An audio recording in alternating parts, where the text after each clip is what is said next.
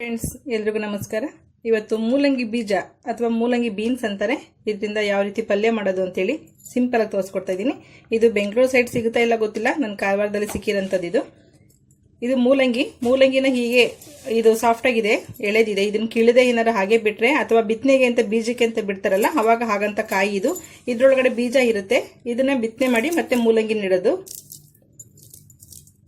ಕಾಣಿಸ್ತಾ ಇದೆಯಲ್ಲ, ಈ ಸಣ್ಣ ಸಣ್ಣ ಬೀಜಗಳು ಇದೇನೆ. ಇದು ಎಳೆದಿದ್ದಾಗ ಈ ತರ ತಗೊಂಡು ಪಲ್ಯ ಕೂಡ ಮಾಡ್ತಾರೆ. ತುಂಬಾ ಸಾಫ್ಟ್ ಇರುತ್ತೆ, ಬೇಗ ಕೂಡ ಬೇಯುತ್ತೆ. ಇದ್ರಲ್ಲಿ ನಾರಿನಾಂಶ ಕೂಡ ತುಂಬಾ ಜಾಸ್ತಿ ಇರುತ್ತೆ. ನಾನಿಲ್ಲಿ ಮೂಲಂಗಿ ಉಪಯೋಗಿಸ್ತಿಲ್ಲ, ಮೂಲಂಗಿ ಬೀನ್ಸ್ ಉಪಯೋಗಿಸ್ತಾ ಇದ್ದೀನಿ. ಏನೇನು ಬೇಕು ನೋಡೋಣ ಮಾಡೋದಕ್ಕೆ. 1/4 kg ಮೂಲಂಗಿ ಬೀನ್ಸ್ ತಗೊಂಡು ಸಣ್ಣದಾಗಿ ಈ ಎರಡು ಕಡೆ ಕಟ್ ಮಾಡಬೇಕು, ಚಾಕುವಿಂದ ಕಟ್ ಮಾಡಬೇಕು. ಒಂದು ಅರ್ಧ ಸೆಂಟಿಮೀಟರ್ ಅಳತೆನಲ್ಲಿ ಕಟ್ ಮಾಡ್ಕೋಬೇಕು. ನೀವು ಎಲ್ಲ ಜೋಡಿಸ್ಕೊಂಡು ಚಾಕುನಲ್ಲಿ ಕಟ್ ಮಾಡ್ಕೊಳ್ಬೋದು. ಈ ತರ ನಾನೆಲ್ಲ ವಾಶ್ ಮಾಡಿಬಿಟ್ಟು ಕಟ್ ಮಾಡಿ ಇಟ್ಕೊಂಡಿದ್ದೀನಿ. ಈ ತುದಿ ಸೈಡು ಮತ್ತೆ ಬುಡ ಸೈಡ್ ಎರಡು ಸೈಡ್ ಕಟ್ ಮಾಡಿಬಿಟ್ಟು ಇದನ್ನೆಲ್ಲ ಅರ್ಧ ಸೆಂಟಿಮೀಟರ್ ಅಥವಾ ಅರ್ಧ ಇಂಚು ಲೆಕ್ಕದಲ್ಲಿ ಕಟ್ ಮಾಡ್ಕೊಂಡ್ರಾಗುತ್ತೆ, ಅಥವಾ ಇದನ್ನು 2 ಪೀಸ್ ಮಾಡಿ ಹಾಕೊಂಡು ಕೂಡ ಆಗುತ್ತೆ. ನಾನಿಲ್ಲಿ ಒಗ್ಗರಣೆಗೆ ಶುಂಠಿ ಸ್ವಲ್ಪ ಜಾಸ್ತಿ ಹಾಕಿದ್ರೆ ಚೆನ್ನಾಗಿರುತ್ತೆ. ಇದಕ್ಕೆ ಶುಂಠಿ 1 ಇಂಚಷ್ಟು ತುರಿದು ಇಟ್ಕೊಂಡಿದ್ದೀನಿ, ಪೇಸ್ಟ್ ಆದ್ರೂ ಪರವಾಗಿಲ್ಲ. ಇಲ್ಲಿ ಬೆಳ್ಳುಳ್ಳಿ ಉಪಯೋಗಿಸ್ತಿಲ್ಲ, ಬರೀ ಶುಂಠಿ ಅಷ್ಟೇ ತಗೊಂಡಿದ್ದೀನಿ.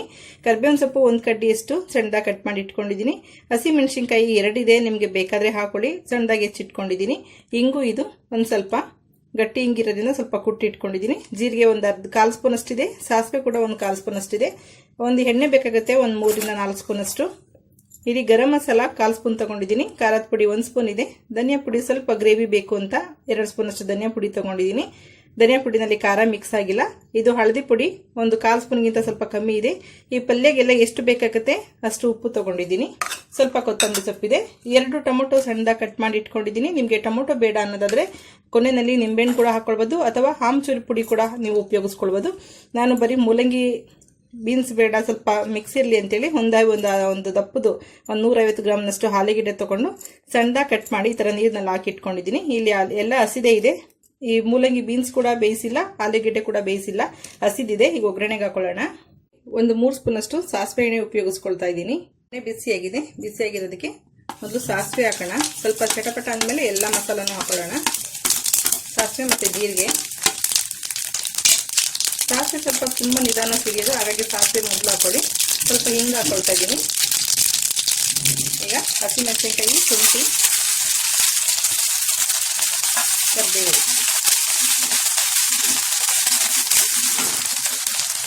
ಈರುಳ್ಳಿ ಉಪಯೋಗಿಸ್ತಾ ಇಲ್ಲ, ಆಲೂಗೆಡ್ಡೆ ಹಾಕೊಳ್ತಾ ಇದ್ದೀನಿ. ಆಲೂಗೆಡ್ಡೆ ನೀವು ಇನ್ನೂ ದಪ್ಪದಾಗ ಕೂಡ ಹೆಚ್ಚಾಕೊಳ್ಬೋದು, ಅಥವಾ ಸಣ್ಣದಾಗ ಕೂಡ ಹೆಚ್ಚಾಕೊಳ್ಬೋದು. ನಿಮಗೆ ಡ್ರೈ ಪಲ್ಯ ಬೇಕು, ನಾವು ನೀರು ಹಾಕಲ್ಲ ಅನ್ನೋದಾದ್ರೆ ಒಂದು ಸ್ವಲ್ಪ ಸಣ್ಣದಾಗಿ ಹೆಚ್ಚಾಕೊಳ್ಳಿ. ಆಲೂಗೆಡ್ಡೆ 1 ನಿಮಿಷದಷ್ಟು ಫ್ರೈ ಆಗಲಿ. ನಿಮಿಷದಷ್ಟು ಆಲೂಗೆಡ್ಡೆ ಫ್ರೈ ಆಗಿದೆ. ಈಗ ಮೂಲಂಗಿ ಬೀನ್ಸ್ ಇತ್ತಲ್ಲ ಅವನ್ನ ಹಾಕೊಳ್ಳೋಣ. ಅವನ್ನ ಹಾಕೊಂಡು ಚೆನ್ನಾಗಿ ಮಿಕ್ಸ್ ಮಾಡಿ. 1 ನಿಮಿಷದಷ್ಟು ಫ್ರೈ ಆಗಿದೆ. ಈಗ ಟೊಮೊಟೊ ಹಾಕೊಳ್ಳೋಣ. ಟೊಮೊಟೊ ಕೂಡ ಚೆನ್ನಾಗಿ ಸಾಫ್ಟ್ ಆಗಬೇಕು, ಗ್ರೇವಿ ಚೆನ್ನಾಗಿ ಬಿಡುತ್ತೆ, ರಸ ಬಿಡಬೇಕು.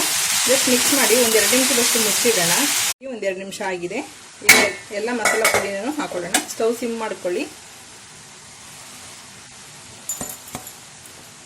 ಸ್ಟವ್ ಸಿಮ್ ಮಾಡಿಕೊಂಡು ಎಲ್ಲ ಮಸಾಲನ್ನು ಮಿಕ್ಸ್ ಮಾಡ್ಕೊಳ್ಳಿ ಚೆನ್ನಾಗಿ.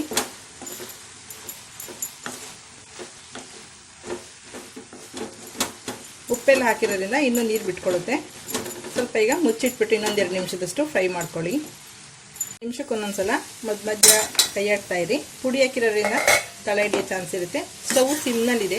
ಪುಡಿ ಸ್ವಲ್ಪ ನೋಡಿ, ಸ್ವಲ್ಪ ನೀರು ಬಿಟ್ಕೊಂಡಾಗಿದೆ ಉಪ್ಪೆಲ್ಲ ಹಾಕಿರೋದ್ರಿಂದ. ನಿಮ್ಗೇನು ತುಂಬ ಗ್ರೇವಿ ಬೇಕನ್ನೋದಾದ್ರೆ, ಅಕಸ್ಮಾತ್ ಬೆಂದಿಲ್ಲ ಅನ್ನೋದಾದ್ರೆ ಇನ್ನು ಸ್ವಲ್ಪ ನೀರು ಹಾಕೊಳ್ಳಿ. ಅದು ಇನ್ನೊಂದು 2 ನಿಮಿಷ ಪುಡಿನ ಚೆನ್ನಾಗಿ ಫ್ರೈ ಮಾಡಿದ್ರೆ ಆಮೇಲೆ ನೀವು ನೀರು ಹಾಕೊಂಡ್ರೆ ಒಳ್ಳೆ ಟೇಸ್ಟ್ ಇರುತ್ತೆ.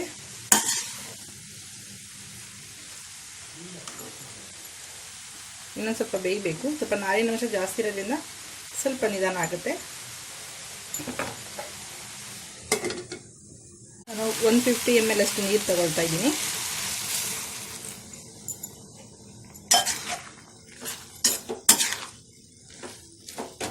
ನೀರು ಹಾಕ್ಬಿಟ್ಟು ಮಿಕ್ಸ್ ಮಾಡಿ ಮತ್ತೆ ಮುಚ್ಚಿಟ್ಟು ಸಾಫ್ಟ್ ಆಗೋ ತನಕ ಬೇಯಿಸ್ಕೊಳ್ಳಿ. ಒಂದು 5-6 ನಿಮಿಷ ಅಥವಾ ಒಂದು 10 ನಿಮಿಷದೊಳಗಡೆ ಬೆಂದೋಗುತ್ತೆ. ಒಂದು 10 ನಿಮಿಷ ಸಿಮ್ನಲ್ಲಿ ಇಟ್ಕೊಳ್ಳಿ, ಐ ಫ್ಲೇಮ್ ಮಾಡ್ಕೋಬೇಡಿ. ಮಸಾಲೆ ಎಲ್ಲ ಬೆಂದಿರುತ್ತಲ್ಲ, ಸ್ವಲ್ಪ ನೀರು ಹಾಕಿದ್ಮೇಲೆ ಒಂದು 10 ನಿಮಿಷ ಸಿಮ್ಮಲ್ಲಿ ಬಿಟ್ಬಿಟ್ರೆ ತುಂಬ ಸಾಫ್ಟಾಗಿ ಬೇಯುತ್ತೆ. ಆಲೂಗೆಡ್ಡೆ ಕಟ್ ಮಾಡಿ ನೋಡಿ, ಆಲೂಗೆಡ್ಡೆ ಬೆಂದಿದ್ರೆ ಪಲ್ಯ ರೆಡಿಯಾಗಿರುತ್ತೆ. ಅದು ಸ್ವಲ್ಪ ನಾರಿನಂಶನೇ ಇರೋದ್ರಿಂದ ನೋಡಿ ಆಲೂಗೆಡ್ಡೆ ಬೆಂದಿದೆ ಚೆನ್ನಾಗಿ. ನೀರು ಸ್ವಲ್ಪನೇ ಹಾಕಿದ್ದು, ಗ್ರೇವಿನೂ ಕೂಡ ಇದೆ. ನಿಮಗೆ ನೀರು ಇನ್ನೂ ಸ್ವಲ್ಪ ಕಮ್ಮಿ ಬೇಕಾದ್ರೆ ಕೂಡ ಹಾಕ್ಕೊಳ್ಬೋದು. ನಿಮಗೆ ಇನ್ನೂ ಗ್ರೇವಿ ಬೇಕಂದ್ರೆ ಇನ್ನೂ ಜಾಸ್ತಿ ಕೂಡ ಹಾಕ್ಕೊಳ್ಬೋದು. ಇದು ರೊಟ್ಟಿ, ಚಪಾತಿ, ಅನ್ನಕ್ಕೆ ಸೈಡಿಗೆ ನಂಚ್ಕೊಳ್ಳೋಕ್ಕೂ ಚೆನ್ನಾಗಿರುತ್ತೆ. ಒಂದು ಸೈಡ್ ಚಪಾತಿ ಕೂಡ ರೆಡಿ ಆಗ್ತಾ ಇದೆ. ಈಗ ಪಲ್ಯನ ಸರ್ವ್ ಮಾಡ್ಕೊಳ್ಳೋಣ. ಸ್ಟವ್ ಆಫ್ ಮಾಡ್ತಾ ಇದ್ದೀನಿ, ರೆಡಿ ಆಗಿದೆ. ಈಗ ಉಪ್ಪು ಖಾರ ಚೆಕ್ ಮಾಡ್ಕೊಳ್ಳಿ, ಬೇಕಾದರೆ ಹಾಕ್ಕೊಂಡು ಇನ್ನೊಂದು ಸ್ವಲ್ಪ 1-2 ನಿಮಿಷ ಸಿಮ್ಮಲ್ಲಿ ಬಿಟ್ಕೊಳ್ಳಿ. ಕೊತ್ತಂಬರಿ ಸೊಪ್ಪು ಹಾಕ್ತಾ ಇದ್ದೀನಿ.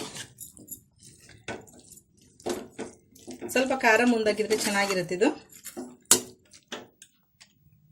ಈ ಬೀನ್ಸ್ ಅಥವಾ ಮೂಲಂಗಿ ತಪ್ಪರದ ಪಲ್ಯ ರೆಡಿ ಆಗಿದೆ. ನೀವು ಮನೇಲಿ ಒಂದ್ಸಲ ಟ್ರೈ ಮಾಡಿ, ತುಂಬ ಸಿಂಪಲ್ ಆಗಿರುತ್ತೆ. ಇಲ್ಲಿ ಸಾಸಿವೆ ಎಣ್ಣೆ ಉಪಯೋಗಿಸಿದ್ದೀನಿ. ಸಾಸಿವೆ ಎಣ್ಣೆ ಅಂತ ಅನ್ಸೋದೇ ಇಲ್ಲ, ಅಷ್ಟು ರುಚಿಯಾಗಿದೆ. ಸಾಸಿವೆ ಎಣ್ಣೆ ಎಲ್ತು ಕೂಡ ತುಂಬಾನೇ ಒಳ್ಳೆಯದು, ಕೊಲೆಸ್ಟ್ರಾಲ್ ಕೂಡ ಕರಗಿಸುತ್ತೆ ಅಂತಾರೆ. ನಿಮ್ಗೆ ಬೇಕಾದ್ರೆ ಯೂಸ್ ಮಾಡ್ಕೊಳ್ಳಿ, ಇದ್ರೆ ಇಲ್ಲ ಅನ್ನೋದೇ ನೀವು ಮಾಮೂಲಿ ಅಡುಗೆ ಎಣ್ಣೆ ಏನು ಉಪಯೋಗಿಸ್ತೀರಾ ಪ್ರತಿನಿತ್ಯ ಅದನ್ನೇ ಉಪಯೋಗಿಸ್ಕೊಳ್ಳಿ. ನಾನಿಲ್ಲಿ ಸ್ವಲ್ಪ ಮೂಲಂಗಿ ಇಟ್ಕೊಂಡಿದ್ದೀನಿ ತಿನ್ನೋದಕ್ಕೆ ಅಂತ, ಸ್ವಲ್ಪ ಈರುಳ್ಳಿ ಇಟ್ಕೊಂಡಿದ್ದೀನಿ. ಸ್ವಲ್ಪ ಹಸಿ ಸಲಾಡ್ಗಳು ಮಾಡ್ಕೊಂಡು ತಿನ್ನೋದ್ರಿಂದ ತುಂಬ ಒಳ್ಳೆಯದು ಹೆಲ್ತ್ಗೆ. ಊಟ ಮಾಡಬೇಕಾದ್ರೆ ಆದಷ್ಟು ಹಸಿ ಸಲಾಡ್ನ ಉಪಯೋಗಿಸ್ಕೊಳ್ಳಿ. ನೀವು ಸಲಾಡ್ಗೆ ಬೇರೆ ಮಸಾಲೆ ಎಲ್ಲ ಹಾಕ್ಬಿಟ್ಟು ತಿನ್ನಬೇಕು ಅಂತಲೇ ಏನಿಲ್ಲ, ಈ ಥರ ಸೈಡ್ಗೆ ಇಟ್ಕೊಂಡು ಕೂಡ ಉಪಯೋಗಿಸ್ಕೊಳ್ಬೋದು ಚಪಾತಿ ಜೊತೆ. ಓಕೆ ಫ್ರೆಂಡ್ಸ್, ಈ ವಿಡಿಯೋ ಇಷ್ಟ ಆಗಿದ್ರೆ ಲೈಕ್ ಮಾಡಿ, ಶೇರ್ ಮಾಡಿ, ಸಬ್ಸ್ಕ್ರೈಬ್ ಮಾಡಿ. Okay bye, thank you.